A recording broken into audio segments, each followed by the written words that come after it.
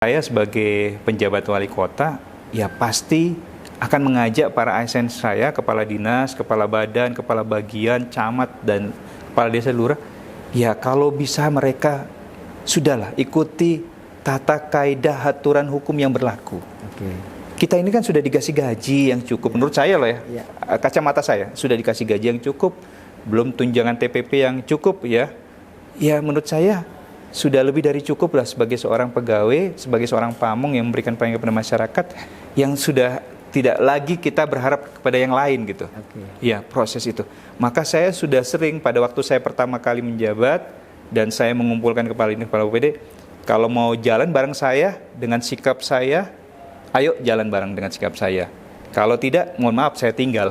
Oh, Mau ikut dengan aturan yang berlaku, saya senang bareng-bareng dengan saya. Kita sama-sama maju, sama-sama buat inovasi.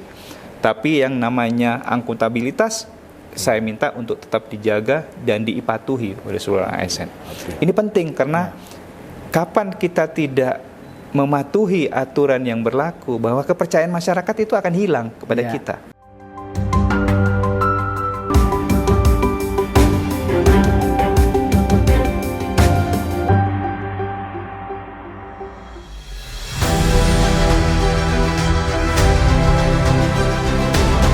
Assalamualaikum warahmatullahi wabarakatuh. Kembali bertemu dengan saya Tri Mulyono, pemimpin redaksi Tribun Jati Nebek. Kali ini saya berada di Kota Batu di Jawa Timur. Julukannya adalah Swiss Van Java. Saya sebentar lagi akan ngobrol dengan penjabat wali Kota Batu, Bapak Aris Agung Paiwai. Yuk ikuti saya untuk ngobrol panjang lebar tentang kehebatan Kota Batu.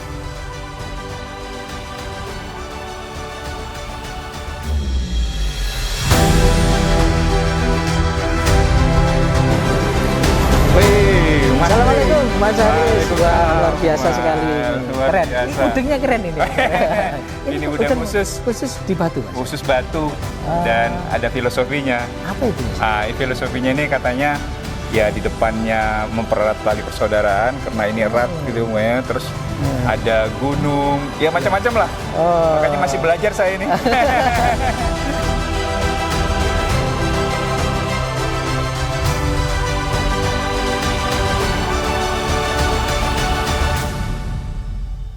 Kali ini saya bersama Bapak Aris Agung Paiwai, penjabat wali kota Batu di Jawa Timur. Assalamualaikum, Mas Aris. Waalaikumsalam warahmatullahi wabarakatuh. Saya Pak panggil Tri. Mas Aris ya ini.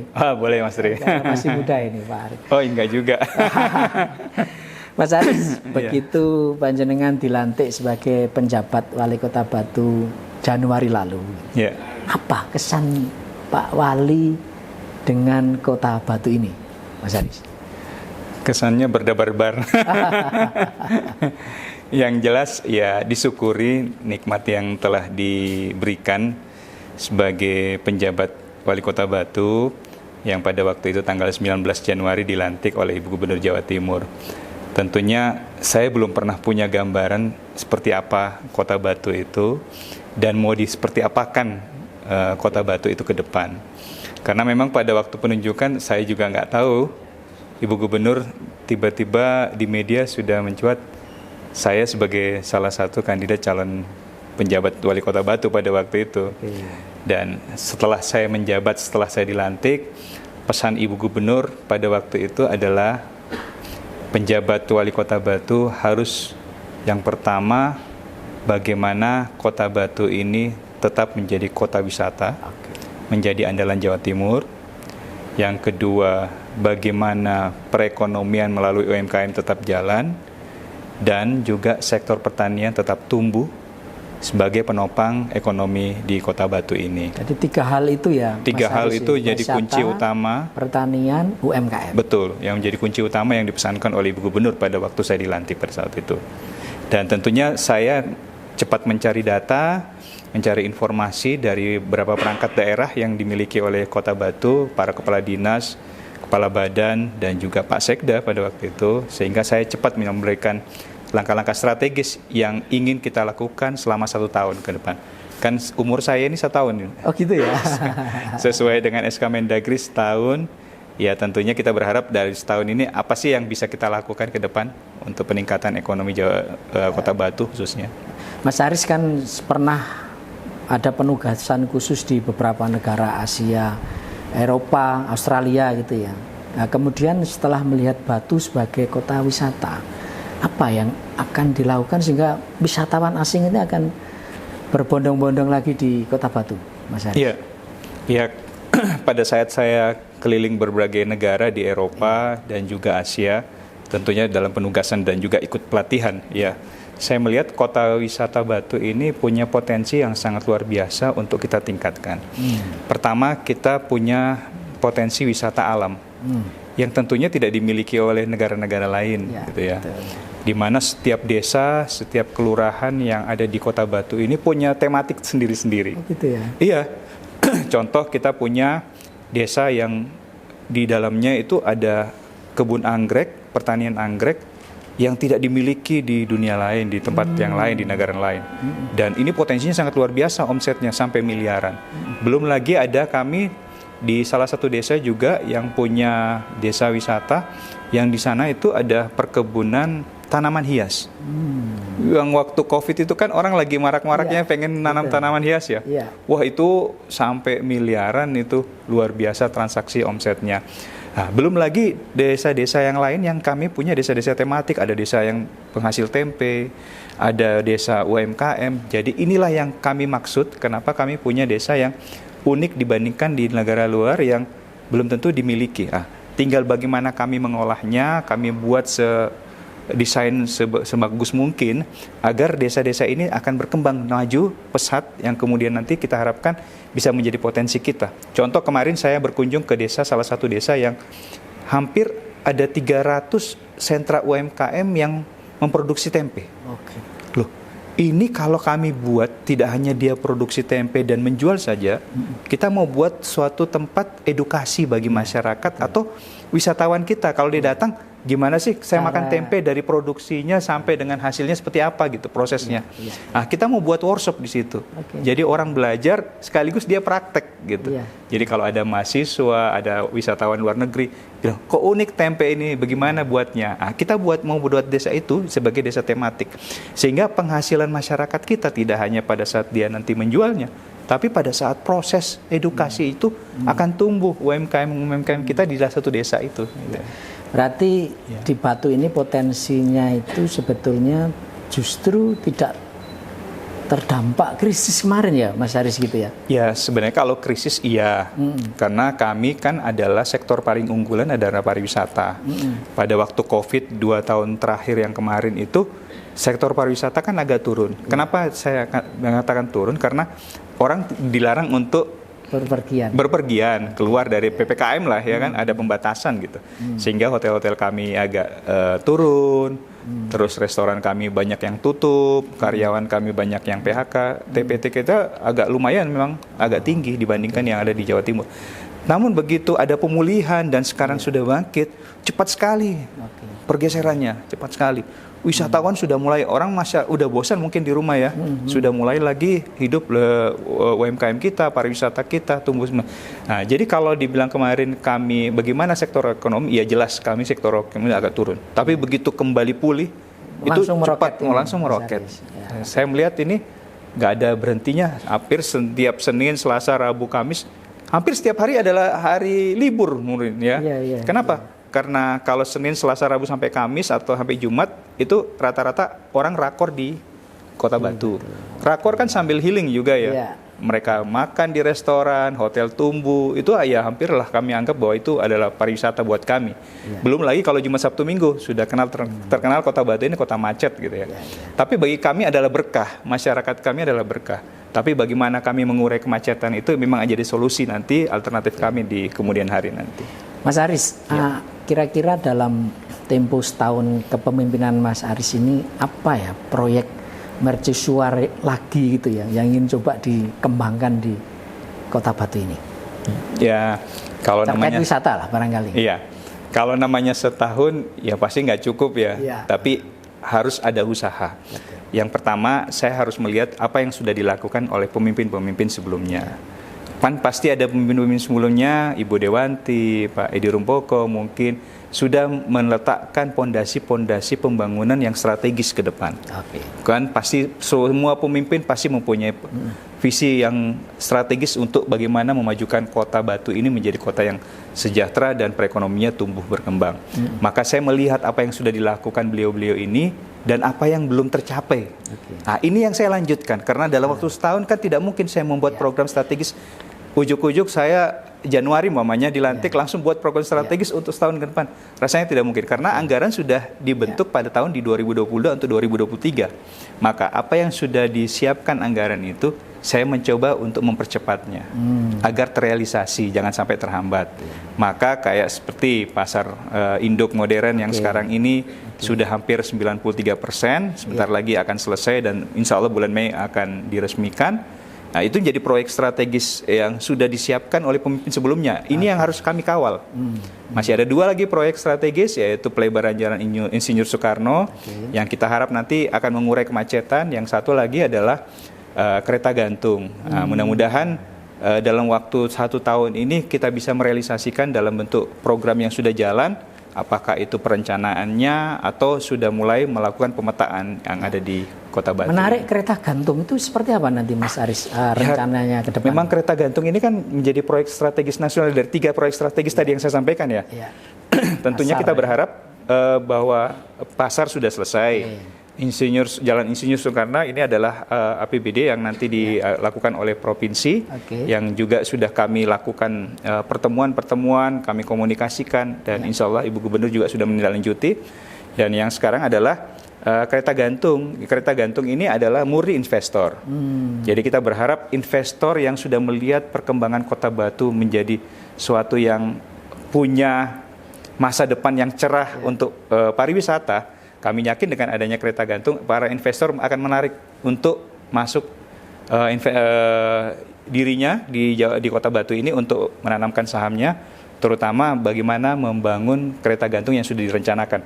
Karena kalau saya tidak salah, ada beberapa investor yang sudah presentasi dan itu akan membuat kereta gantung 1 kilo gitu ya di daerah yang sudah disiapkan. Ya kalau ini terwujud dalam singkat, ya memang progresnya sih 2-3 tahun ya. Karena membutuhkan waktu, karena tidak gampang kereta gantung itu.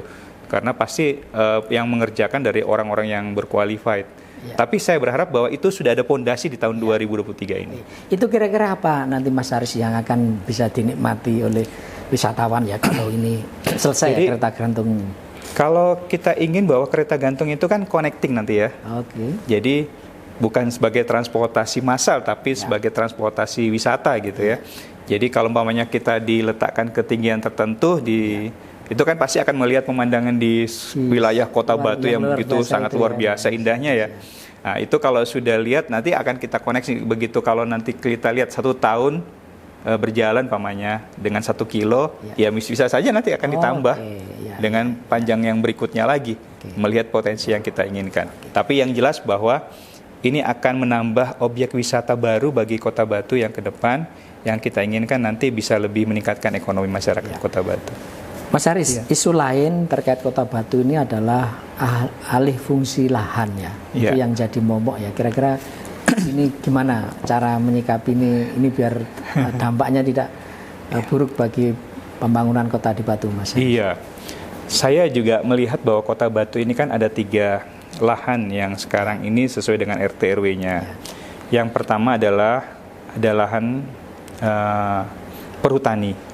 Itu hampir 50% Mas, lahan perhutani. Banyak sekali ya. Jadi ya kalau mau dibuat apapun itu nggak bisa. Kalaupun ada yang sekarang menjadi masalah besar adalah karena longsor sekarang kan dipakai lahan hortikultura yang tidak tahannya sangat rawan banget. 20%-nya adalah lahan pertanian.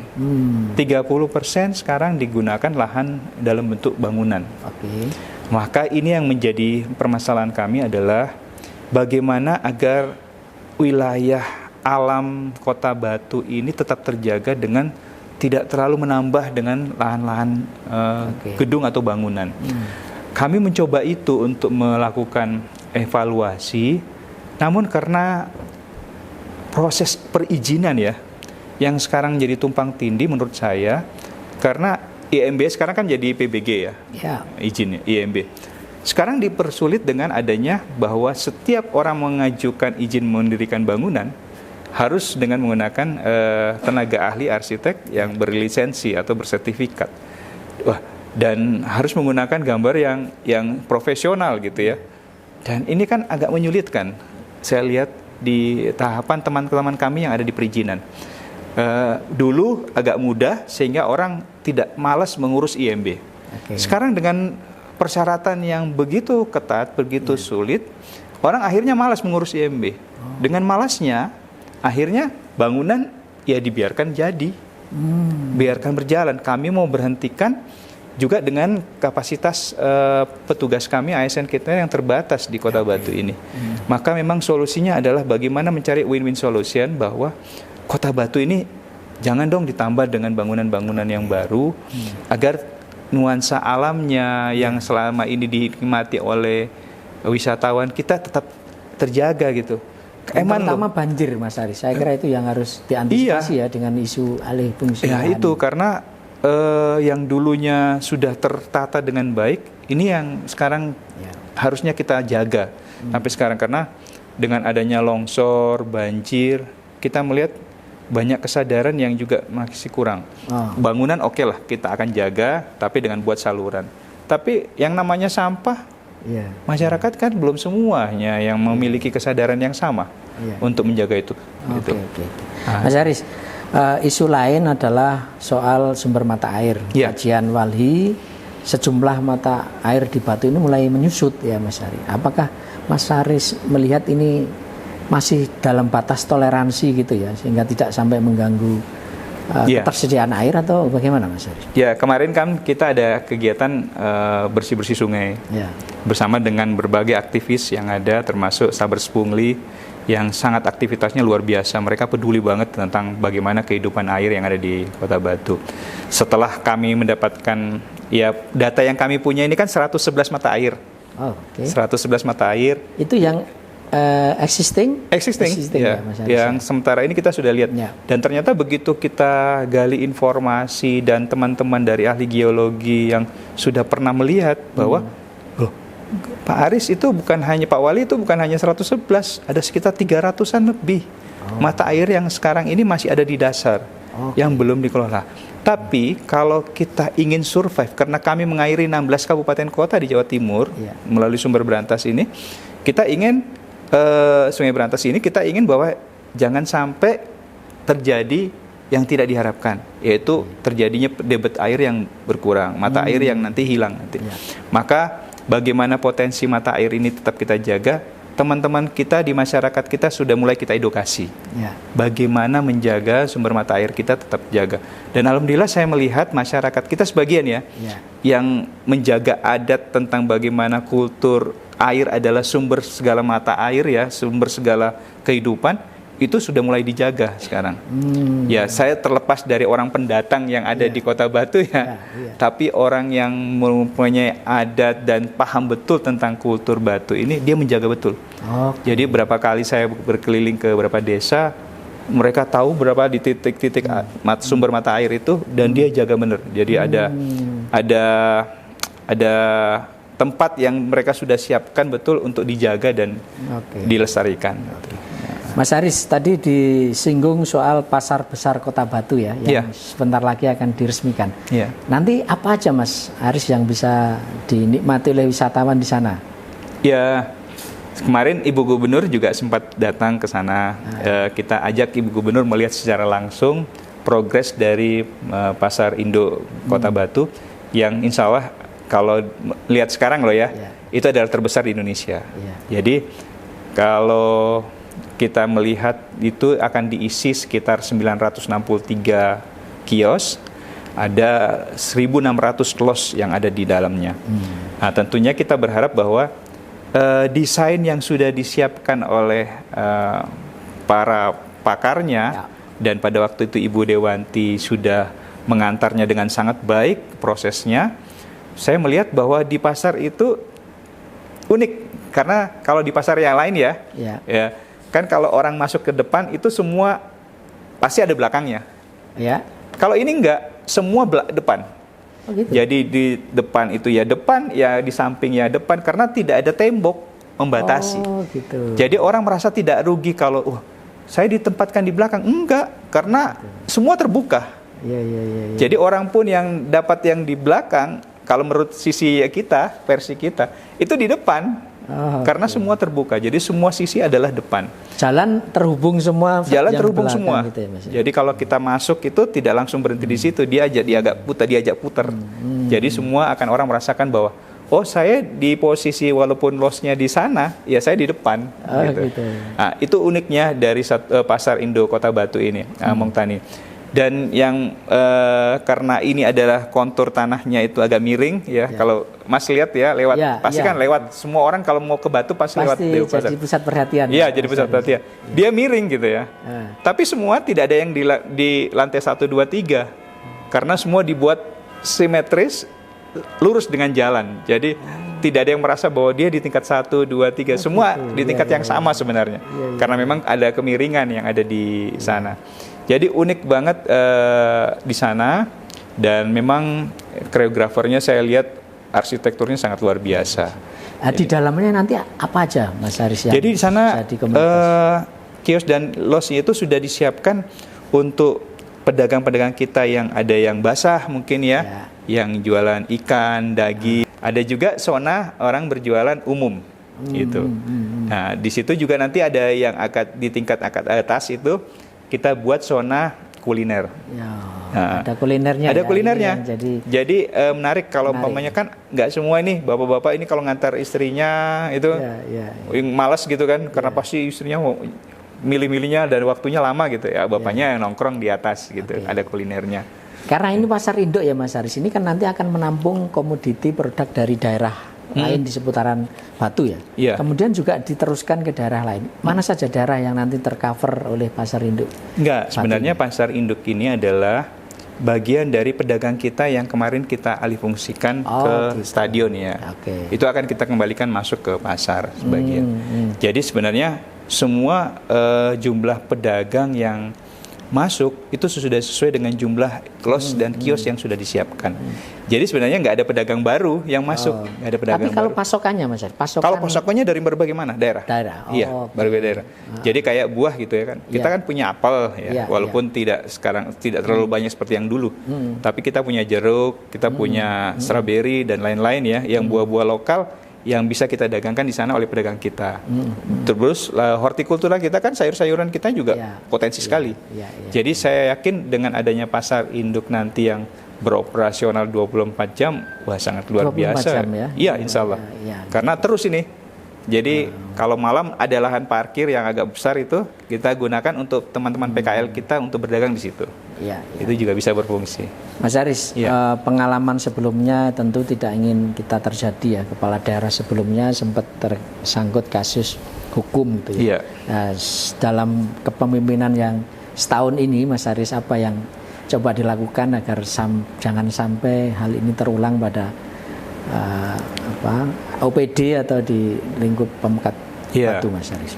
Sebenarnya kita berharap bahwa kaidah-kaidah aturan di dalam pemerintahan yang terkait proses administrasi, program yang harus jalan, keuangan yang harus akuntabel, menurut saya itu ya menjadi prinsip yang utama yang harusnya dimiliki oleh seorang aparatur ya. Apalagi sebagai orang pamong. Dan saya sebagai penjabat wali kota ya pasti akan mengajak para ASN saya, kepala dinas, kepala badan, kepala bagian, camat dan kepala desa lurah, ya kalau bisa mereka sudahlah ikuti tata kaidah aturan hukum yang berlaku. Kita ini kan sudah dikasih gaji yang cukup, menurut saya loh ya, kacamata saya sudah dikasih gaji yang cukup, belum tunjangan TPP yang cukup ya. Ya menurut saya sudah lebih dari cukup lah sebagai seorang pegawai, sebagai seorang pamong yang memberikan pelayanan kepada masyarakat, yang sudah tidak lagi kita berharap kepada yang lain gitu. Ya proses itu. Maka saya sudah sering pada waktu saya pertama kali menjabat dan saya mengumpulkan kepala OPD, kalau mau jalan bareng saya dengan sikap saya, ayo jalan bareng dengan sikap saya. Kalau tidak, mohon maaf, saya tinggal. Oh. Prinsip saya begitu, saya tinggal. Mau ikut dengan aturan yang berlaku, saya senang bareng-bareng dengan saya, kita sama-sama maju, sama-sama buat inovasi. Tapi yang namanya akuntabilitas, saya minta untuk tetap dijaga dan dipatuhi oleh seluruh ASN. Ini penting karena kapan kita tidak mematuhi aturan yang berlaku, bahwa kepercayaan masyarakat itu akan hilang kepada Ya, kita. betul, Percuma kita ngomong banyak gitu ya, tapi kepercayaan masyarakat akan hilang. Nah, kalaupun nanti ada proses mungkin yang sebelumnya, maka bisa diperbaiki, mari kita perbaiki. Oke, ya. Nah, mari kita bersama. Kalau ada yang bisa saya bantu untuk meluruskan, ayo kita luruskan. Oke. Tapi kalau tidak bisa lagi, maka ayo kita patuhi aturan yang berlaku. Kalau enggak lagi ditinggal. Saya tinggal. Gitu. Prinsip saya adalah Oke. begitu. Iya. Baik, Tribuners, pembaca harian Surya dimanapun berada, banyak hal tadi yang sudah disampaikan Bapak Aris Agung Pawai, penjabat Wali Kota Batu. Semoga ini menjadi inspirasi kita dan semoga Batu makin menjadi kota wisata terbaik, tidak hanya di Jawa Timur tapi juga di Indonesia. Demikian, saya Trimulyono undur diri. Assalamualaikum warahmatullahi wabarakatuh. Waalaikumsalam warahmatullahi wabarakatuh.